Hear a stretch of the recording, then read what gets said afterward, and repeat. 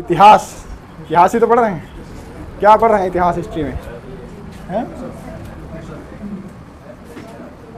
आज हम लोग स्मृति साहित्य पढ़ेंगे। क्या पढ़ेंगे? हाँ, आज राधे हैं नहीं, पर उनका फेवरेट टॉपिक हो सकता था, है ना? हाँ, वो कहीं गए हैं, है ना? तो स्मृति साहित्य पढ़ेंगे। इससे पहले हमने वेद पढ़ लिए हैं, उपनिषद पढ़ लिए हैं, पुराण पढ़ लिए हैं। सब पता है ना सबको? कितने नहीं पता है? पता है, चलो ठीक है। तो वेद कितने थे?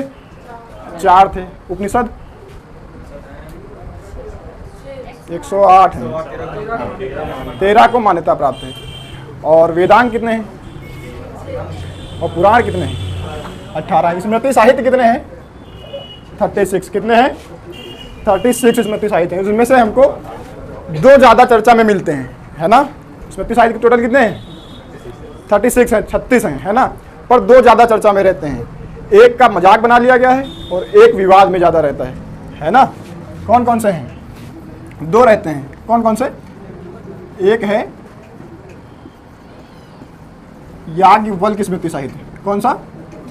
स्मृति साहित्य। अच्छा, स्मृति साहित्य होते क्या है ये पता है? स्मृति साहित्य क्या होता है? स्मृति क्या होती है? स्मृति तो पता है ना, मेमोरी तुम्हारी, जो तुम्हारी याददाश्त है वही स्मृति है ना? तो इसमें क्या किया गया है, जो वेदों के ज्ञाता होते थे, जिनको धर्म के बारे में ज़्यादा जानकारी होती थी, वो ज़्यादातर लोग ऋषि मुनि होते थे, है ना? और उनके खुद के अपने जो विचार होते थे वही क्या कहलाते थे? स्मृति साहित्य कहलाते थे। इसमें क्या है, व्यक्ति के क्या होंगे? व्यक्तिगत उनके खुद के विचार होंगे, है ना? किसी के क्या होंगे? किसी भी व्यक्ति के अपने व्यक्तिगत विचार होंगे, वो क्या कहलाएगा? स्मृति साहित्य कहलाएगा, है ना? तो कोई भी आदमी होगा जो अपना विचार लिख देगा, कुछ तुमको जानकारी होगी, कुछ तुम पहले से पढ़े होगे, कुछ तुमको अच्छी जानकारी होगी, तभी तुम्हारे कुछ विचार होंगे, है ना? तो तभी तुम लिख पाओगे। तो बहुत सारे ऋषि मुनि होते थे जिनको बहुत सारे वेदों का ज्ञान होता था, फिर उसके आधार पर वो अपनी जानकारी जो अपने विचार लिख देते थे, वो क्या कहलाते थे? वो उनका स्मृति साहित्य कहलाता था। ऐसे जितने भी स्मृति साहित्य हैं लगभग सभी ऋषि मुनियों के नाम पे ही हैं, है ना? उन्हीं में से एक ऋषि मुनि हुए हैं याज्ञवल्क्य, ठीक है ना? अच्छा, स्मृति साहित्य में थोड़ा ये रहता है, एक ऋषि हुए हैं मनु, है ना? उनका मानना है कि स्मृति साहित्य जो पीछे से चली आ रही परंपराएं हैं वो हैं। और एक ऋषि हुए हैं गौतम, उनका मानना यह है कि वेदों का निष्कर्ष निकाल के जो भी लिखा गया है वो क्या है? स्मृति साहित्य है। ये ज़्यादा चर्चा, वेदों से ज़्यादा ये प्रचलित रहे हैं समाज के बीच में, इसलिए क्योंकि ये आसान भाषा में है और लोगों की ही चीज़ें हैं जो दैनिक दिनचर्या के बारे में हैं, जिनके नियम कानून हैं, वही सारी चीज़ें इसमें लिखी गई हैं। तो यही स्मृति साहित्य है ना? इसलिए ज़्यादा हो जाता है। एक ऋषि हुए हैं याज्ञवल्क्य, इनका वाला जो ये स्मृति साहित्य है ये मजाक का पात्र बन गया है। पता है क्यों? इन्होंने कहा कि संसार ही स्वर्ग है। क्या कहा? संसार ही स्वर्ग है। तो इसमें भाई ऐसी गलत बात क्या कह दी? संसार ही स्वर्ग है, इसमें क्या गलत बात कह दी? इसमें मजाक बनाने वाली बात क्या है? हाँ, राधे होते तो बताते कि इसमें मजाक वाली बात क्या है ना? इसमें यह हुआ, इन्होंने ऐसे कह दिया, इनका कहने का कोई तरीका अलग था। इन्होंने कह दिया कि अगर किसी भी मनुष्य का या किसी भी व्यक्ति का जो भी मन करता है उसको वो कर लेना चाहिए, है ना? और अगर ऐसे होता तो राधे भैया का तो मन करता है कि जितने भी राजनेता हैं इनको लाइन से खड़ा करो, गोली मार दो सबको, है ना? तो इसी वजह से इसका सब मजाक बना लेते हैं, है ना? पर इनके कहने का तरीका अलग था। अब लोगों को अगर ऐसे ही सीधे कह दो कि जो भी तुम्हारा करने का मन है वो तुमको कर लेना चाहिए, यही संसार है, यही स्वर्ग है, यही तुमको सारे सुख भोगने, यही दुख भोगना, सब कुछ यही है ना? तो तुम्हारे कहने का तरीका अलग हो सकता है। ऐसे ही तुम बिहार में चले जाओ तो बिहार वालों का सबसे बड़ा सपना यही है कि दारू फिर से चालू हो जाए, वहाँ दारू बैन है ना, तो उनको तो यही दारू पीनी है ना? तो वो दारू पिए तो वो एक हिसाब से वो उनका हो जाएगा कि यही स्वर्ग मिलना उनको, है ना? पर इनका कहने का तरीका दूसरा था। ये इस प्रकार से कहते थे कि जैसे अगर किसी को घी खाने का मन है ना, अगर कोई घी खाना चाहता है तो उसको ये खा लेना चाहिए, भले ही कर्जा लेके खाना पड़े, है ना? पर वो कर्जा चुकाएगा कौन? यही मैटर फंस जाता है। इसलिए इनका क्या हो जाता है कि इनका मजाक बन जाता है, ठीक है ना? स्मृति साहित्य में यही है कि जितना भी तुमको जो कुछ भी मन करता है, जो तुम्हारा मन करे वो करो, है ना? जो तुम्हारा मन करे वो करो, यहीं पे स्वर्ग है। स्वर्ग की परिकल्पना मत रखो कि मरेंगे उसके बाद में स्वर्ग मिलेगा, यही जलवा कितना करना है वो कर लो, बाद में कुछ नहीं मिलेगा, है ना? तो इस वजह से ये वाले का क्या हुआ, याज्ञवल्क्य की स्मृति साहित्य का बहुत ज़्यादा मजाक बना, ठीक है ना? फिर एक आते हैं मनु ऋषि, है ना? इनका एक स्मृति साहित्य जिसको कहते हैं मनु स्मृति, है ना? ये क्या है? ये एक राजनीतिक पुस्तक है। कैसी है? राजनीतिक पुस्तक है। कहते हैं दुनिया की ये सबसे पहली राजनीतिक पुस्तक है, ठीक है ना? तो इसमें विवाद होने के चांसेस ज़्यादा है। जहाँ भी राजनीति स्टार्ट हो जाती है वहाँ पे क्या होता है, वहाँ पे फिर विवाद स्टार्ट हो जाता है। अब इसमें विवाद होने के कारण क्या हो सकते हैं? देखो, किसी भी चीज़ के दो पहलू हो सकते हैं, अच्छाई भी हो सकती है, बुराई भी हो सकती है। इसमें भी वही है। इसमें कहा गया है, इसके विवाद होने के कारण यही है कि इसमें कह दिया गया कि जो महिला हैं और जो दलित हैं, इनको बहुत नीचा दिखा दिया गया। दोनों को ही क्या कर दिया गया है, इनको बहुत नीचा दिखा दिया गया है। इसके खराब होने का यही सबसे मेन कारण है ना। इसमें और भी बहुत सारी चीज़ें हैं, जैसे इसमें दिखाया गया है कि कैसे शासन करना चाहिए, अच्छी व्यवस्था बताई गई शासन करने की, है ना। कैसे तुम अपने कर्मचारियों को दबा के रखोगे, वो सारी व्यवस्थाएं बताई गई हैं। इसमें बताया गया कि भ्रष्टाचार को कैसे रोकना है, ये सब भी बताया गया, क्योंकि ये तो राजनीतिक पुस्तक है, तो इसमें राजनीति के बारे में बहुत सारी जानकारी दी गई है ना। पर कुछ जानकारियाँ ऐसी हैं जो विवाद का कारण बन जाती हैं, है ना। जैसे एक बात कही गई है इसमें, विवाह की आयु दी गई है इसमें, है ना, कि विवाह करने के लिए योग्य आयु क्या होनी चाहिए। अभी विवाह की आयु क्या है, 21 क्या 21 वर्ष। अलग अलग है दोनों की, लड़कों की और लड़कियों की अलग अलग है ना। इसमें भी अलग अलग ही बताया गया था। इसमें बताया गया पुरुष की अलग है और महिला की अलग अलग है ना। महिला की जगह स्त्री लिख देते हैं, है ना। स्त्री की अलग दिया गया है और पुरुष की आयु अलग दिया गया है। सोचो कितनी कितनी दी गई होगी। हाँ, इसमें दिया गया पुरुष की आयु 25 वर्ष होनी चाहिए, तब वो शादी के योग्य है। ठीक है ना, ठीक है। समर्थन में हो सभी लोग इसके समर्थन में। महिलाओं की कितनी होनी चाहिए? हाँ, 21 को उल्टा कर दूं। इसमें बताया गया है कि 12 वर्ष महिलाओं की शादी के योग्य आयु है ना। यही गलत हो जाता है ना। यही हो जाता है, मतलब ये बाल विवाह को प्रमोट करता है। क्या समझ होगी 12 साल की लड़की को?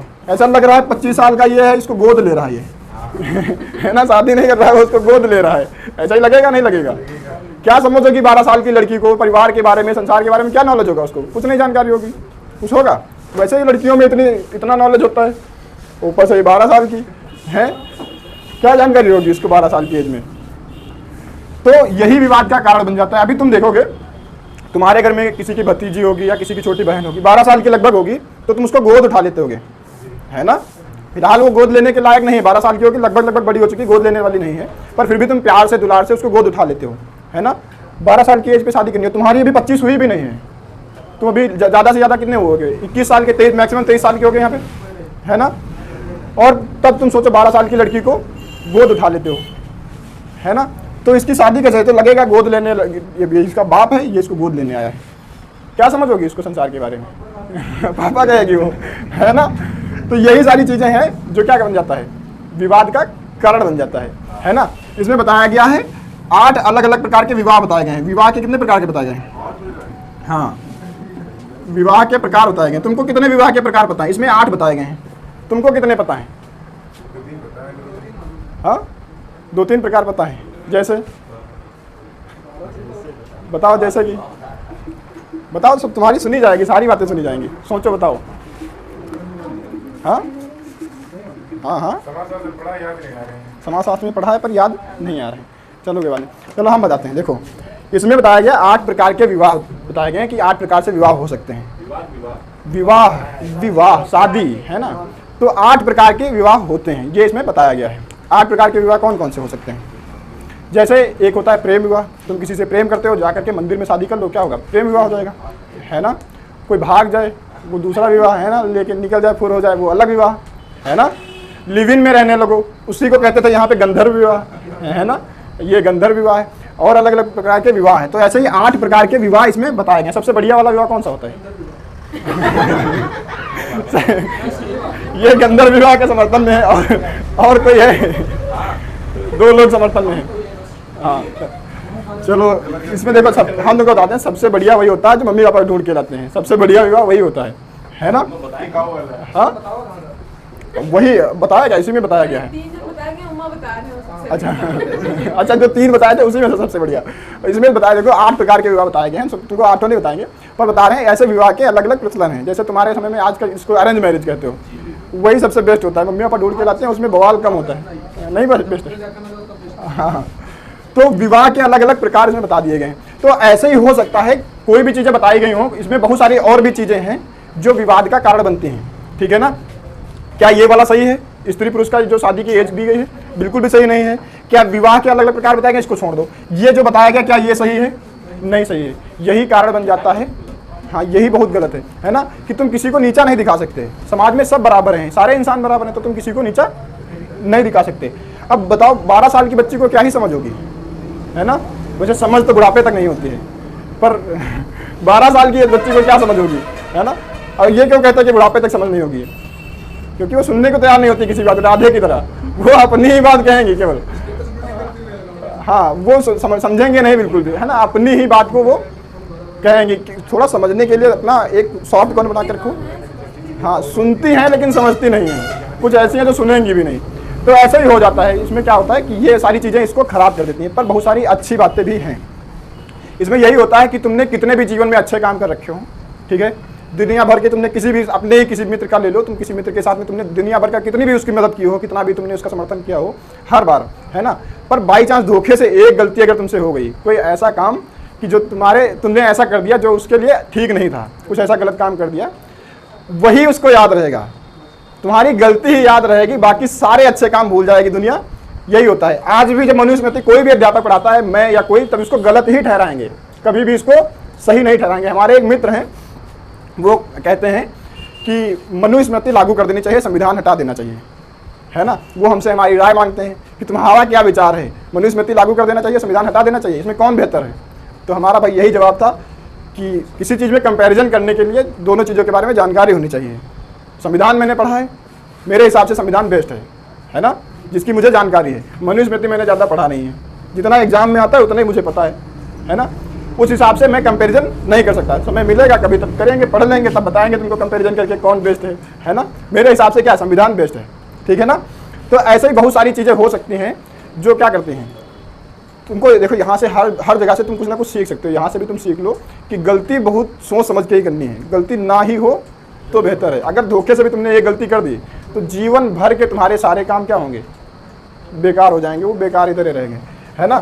तो ऐसे ही होता है।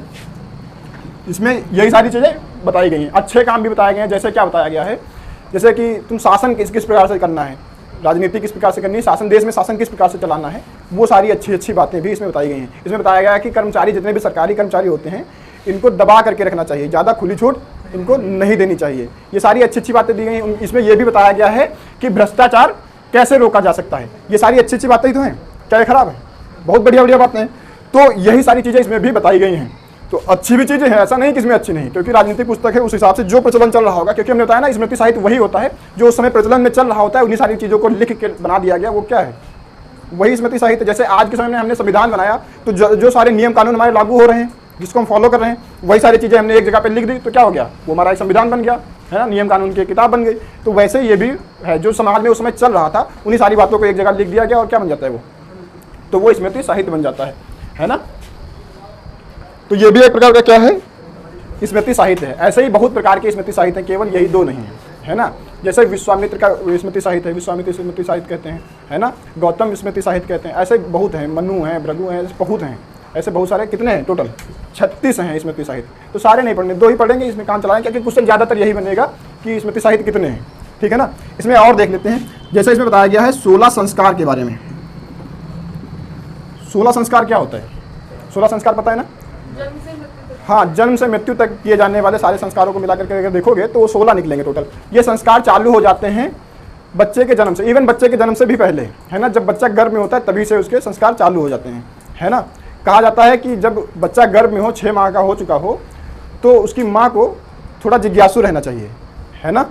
उसको थोड़ी ज्ञान की बातें सीखनी चाहिए, थोड़ा सीखने के प्रति उत्सुक रहना चाहिए, नई नई चीज़ें सीखना चाहिए, किताबें पढ़ना चाहिए। जैसी उसकी माँ करती है बिहेव, वैसा ही उसका बच्चा भी हो जाता है। अगर माँ आलसी होगी तो बच्चा भी आलसी होगा, ऐसा कहा जाता है ना।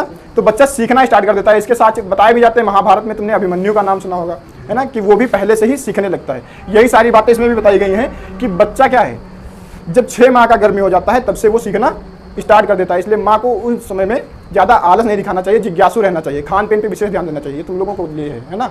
आगे जब आएगा तो तुम लोग विशेष ध्यान देना खान पीन पे, है ना। खान पीन पे ध्यान देना, क्योंकि अगर उस समय ध्यान नहीं दोगे तो आगे भी बच्चा तुम्हारा कुपोषित होगा, है ना।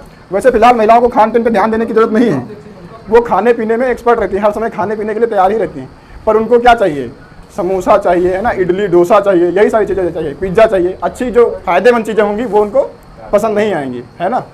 बड़ा खाने के पीछे बड़ा नखरा रहता है महिलाओं का, है ना, बड़ा खाने के लिए पीछे रहता है। देखो बताते हैं कैसे।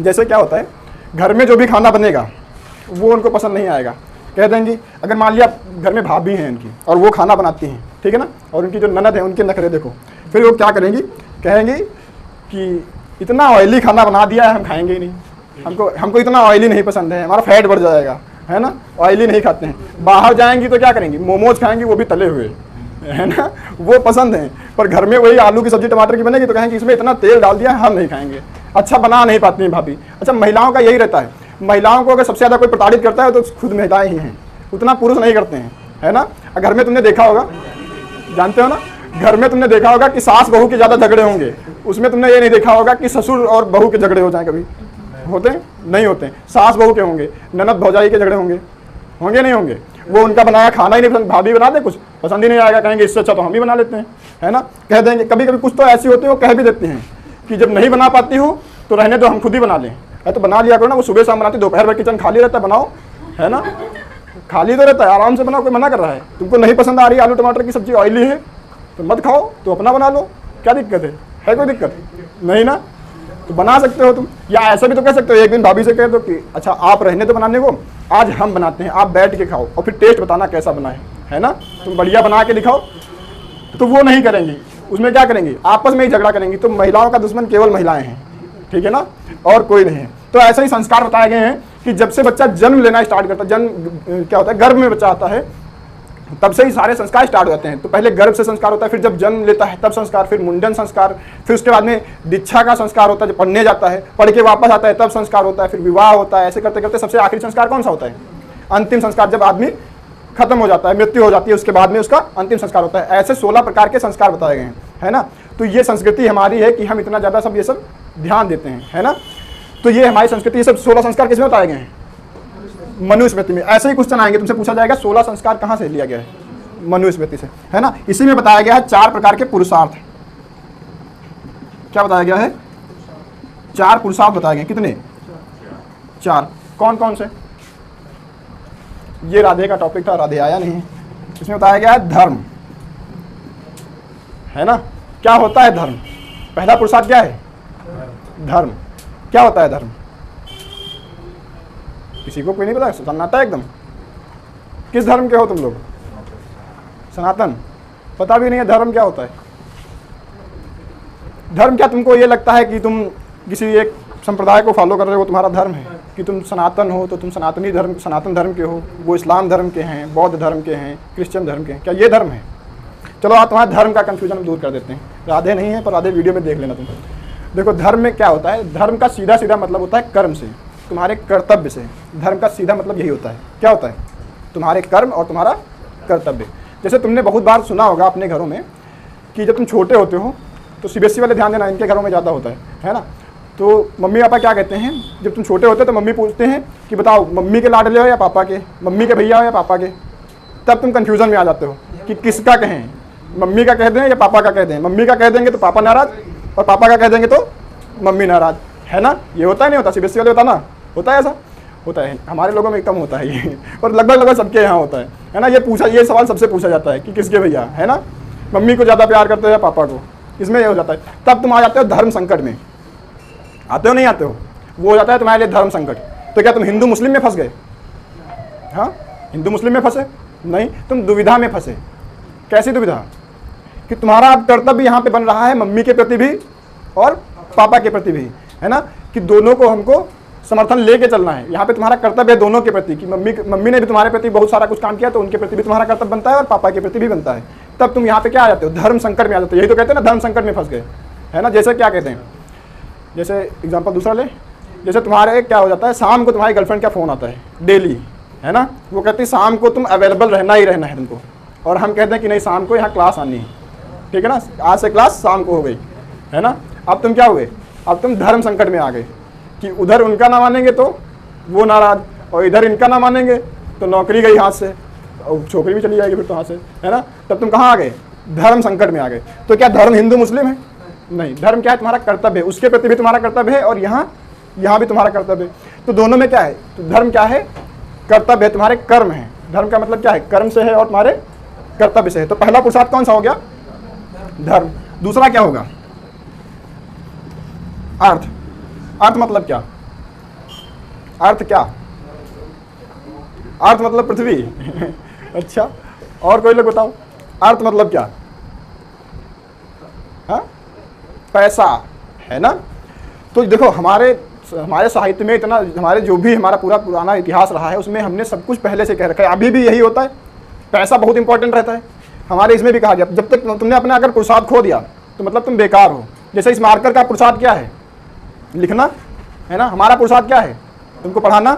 मेरा कर्म है, मेरा कर्तव्य है। ये हम अगर हम यही खो दें, मार्कर ये चलना बंद हो जाए, तो इसने अपना पुरुषार्थ खो दिया, बेकार हो गया है। तो यही कहता है पुरुष के ये 4 पुरुषार्थ होने चाहिए। अगर उसने ये खो दिया तो वो इंसान बेकार हो गया है। तो ये पहले से बताते हैं। हमारा सोचो, इतना पुरानी हमारी संस्कृति इतनी पुरानी है, उसके बावजूद भी इतनी बेहतरीन है कि कहता है पहले तो तुम अपने कर्तव्य निभाओ, पर इसके चक्कर में तुम पैसे मत भूल जाओ, है ना?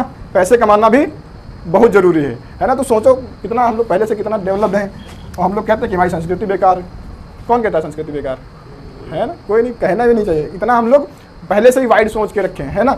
तो धर्म हमारा कर्तव्य भी बनता है और हमको इस चक्कर में ये नहीं सोचना चाहिए कि पैसे कमाने के चक्कर छोड़ ही दे, धर्म के पीछे पड़े, घंटी बजा रहे हैं। घंटी बजाना धर्म नहीं है। धर्म मतलब क्या है? तुम्हारा कर्तव्य क्या है ना? तो ये तुम्हारा धर्म हो गया और अर्थ हो गया। तो 2 तुम्हारे पुरुषार्थ हो गए। तीसरा पुरुषार्थ कौन सा होगा? काम होगा। काम कुछ लोग जानते हो? काम क्या होता है? काम का मतलब होता है सेक्सुअल डिजायर, ठीक है ना? उसी से होता है। तो ये भी जरूरी है, जीवन का ये भी एक हिस्सा है। तो ये भी होना चाहिए। अगर कोई इससे पीड़ित नहीं, मतलब ऐसे कह सकते हैं जिसमें ये डिजायर ही नहीं है, तो वो इंसान भी लगभग बेकार ही है ना? तो ये भी जरूरी है, ठीक है ना? ये भी आवश्यक है। फिर उसके बाद में क्या आ जाता है? चौथा पुरुषार्थ, मोक्ष। फिर क्या कहते हैं? जब ये सारी चीज़ें तुम कर चुके हो तब तुमको क्या करना चाहिए? अब मोक्ष के लिए तुमको ध्यान देना चाहिए कि हाँ अब चलते हैं। मोक्ष मतलब क्या है? अच्छे कर्म तुमने जीवन भर किए तो उसका परिणाम है मोक्ष, है ना? तो सारे अगर तुमने जीवन भर अच्छे काम किए तभी तुमको मोक्ष मिलेगा। तो तुमको शुरुआत से ही अच्छे कामों पे ध्यान देना, तब जाकर के लास्ट में तुमको क्या मिलेगा? मोक्ष मिलेगा। तो ये चारों पुरुषार्थ अगर किसी इंसान में नहीं है तो वो उसका होना बेकार है। यही सारी बातें बताई गई। तो क्या ये बातें खराब हैं? नहीं। तो कुछ बातें अच्छी भी हैं। और क्या बताया गया है बताओ? 4 अवस्थाएं बताई गई हैं। 4 अवस्थाएं कौन कौन सी हैं? बताओ बताओ।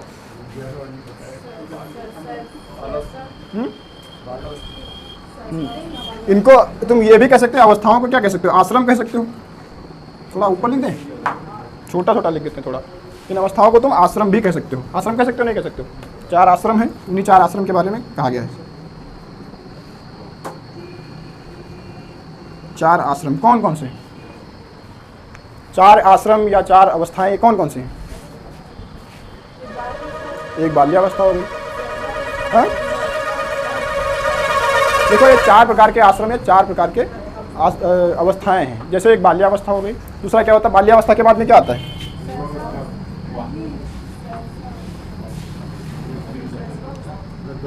बाल्यावस्था, है ना?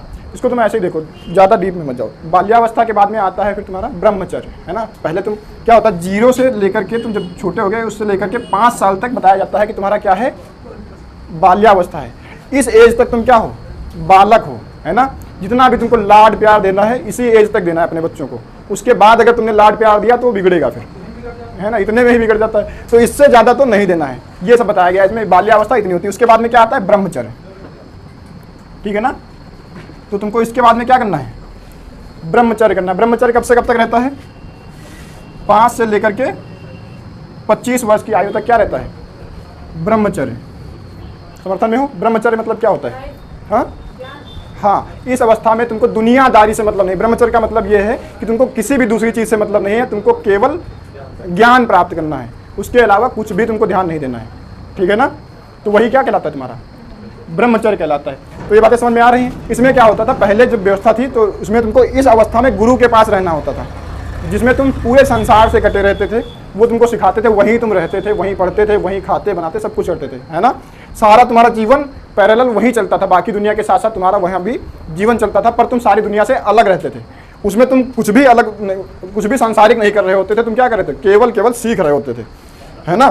तो वो होता था। तो ये भी बहुत जरूरी है कि तुम जब तक 25 साल के नहीं होते तब तक तुमको पूरा फोकस रखना चाहिए किस चीज़ों पे, केवल अपनी शिक्षा पे पूरा ध्यान देना चाहिए, अपनी पढ़ाई पे ध्यान देना चाहिए। यही सारी बातें उसमें बताई गई। तुमको बताया गया कि तुमको राजनीति के चक्कर में नहीं पढ़ना है, समाज के बारे में चक्कर में नहीं पढ़ना है, जो भी दुनिया में घट रहा है दुनियादारी के चक्कर में तुमको बिल्कुल पढ़ना ही नहीं है। यही होता है ब्रह्मचर्य। लेकिन तुम लोग क्या करते हो, राजनीति छूट जाए भला है, दुनिया छूट सकती है, राजनीति नहीं छूटेगी है, तो दुनियादारी बिल्कुल तुम्हारी जाएगी नहीं। तो तुम लोग क्या होते हो, फिर पहले के लोगों की तरह इतना अच्छे इंसान नहीं बन पाते हो, है ना।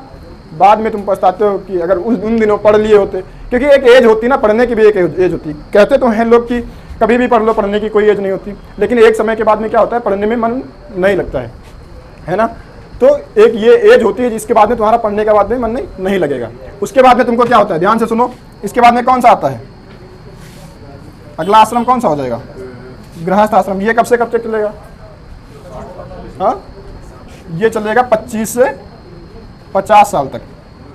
हाँ ये 25 से 50 साल तक तुमको गृहस्थ में रहना चाहिए। गृहस्थ में रहने का मतलब ये है, तुमको राजनीति से भी मतलब है, समाज से भी मतलब है, परिवार से मतलब, हर चीज़ से मतलब है। जो कुछ तुमको देखना था इसी एज में देखना है, ठीक है ना। ये तुम्हारा क्या कहलाता है, गृहस्थ आश्रम कहलाता है। इसके बाद में अगला कौन सा आएगा, हाँ बताओ कौन आएगा, हाँ तो पूछ ही लेते हैं। हाँ वृद्धा अवस्था आएगी वो, और क्या आश्रम कौन सा होगा बताओ, नहीं सुना तुमने, देखा होगा जब आदमी सब कुछ कर लेता है उसके बाद में फिर चला जाता है दुनिया छोड़ के, फिर वो सन्यासी हो जाता है ना। तो तुमको इसमें क्या होता है, वानप्रस्थ आश्रम होता है, वो वन में चला जाता है, वानप्रस्थ आश्रम, है ना। अब वो सन्यासी हो चुका, सब कुछ कर लिया है उसने, क्या है 50 के बाद में 75 तक लगभग, अगर ज़्यादा जी गए तो फिर और चलोगे, नहीं तो लगभग इतना ही माना गया है कि इतने तक तुम चलोगे, ठीक है ना। मेन तो 50 से लगभग 75 तक तुम्हारा कैसा रहेगा, वानप्रस्थ आश्रम। तुमने बाल्यावस्था में खूब लाड प्यार तुमको मिला, आराम से तुमने खूब शैतानियाँ की, ठीक है ना। फिर जैसे ही तुम आगे आए फिर तुम्हारा चालू हो गया, हाँ पढ़ाई लिखाई तुम्हारी चालू हो गई, तुम्हारा ब्रह्मचर्य का चालू हो गया। उसमें तुमको दुनियादारी से, राजनीति से कोई मतलब नहीं रखना, केवल अपने पढ़ाई पे ध्यान देना है। फिर क्या आता है, गृहस्थ आश्रम, जिसमें तुमको सारी दुनियादारी, जो कुछ तुमको दुनियादारी के चक्कर पढ़ना है पढ़ लो। 50 साल पूरे होंगे फिर तुमको वानप्रस्थ आश्रम में जाना चाहिए। फिर ज़्यादा दुनियादारी में पढ़ोगे तो बेइज्जती कराओगे फिर अपनी, है ना। तुम्हारी बात की उतनी ज़्यादा वैल्यू रहेगी नहीं, बुढ़ा जाओगे तो कौन वैल्यू करेगा उतना ज़्यादा, है ना। तो तुमको क्या करना चाहिए उस समय, फिर ये सब छोड़ देना चाहिए ज़्यादा दुनियादारी, फिर तुमको वानप्रस्थ लेना चाहिए, तुमको संन्यास लेना चाहिए, अपने मोक्ष पे ध्यान देना चाहिए, है ना। तो यही सारी चीज़ें इसमें बताई गई हैं, ठीक है ना। तो चारों आश्रम समझ में आ गए, है ना। अच्छा इसमें 3 ऋण भी बताए गए हैं। क्या बताया गया है, 3 ऋण बताए गए हैं। कौन कौन से ऋण, हाँ वही उधारी, वही 3 उधारी तुम्हारी कौन कौन सी है बताओ सोच के।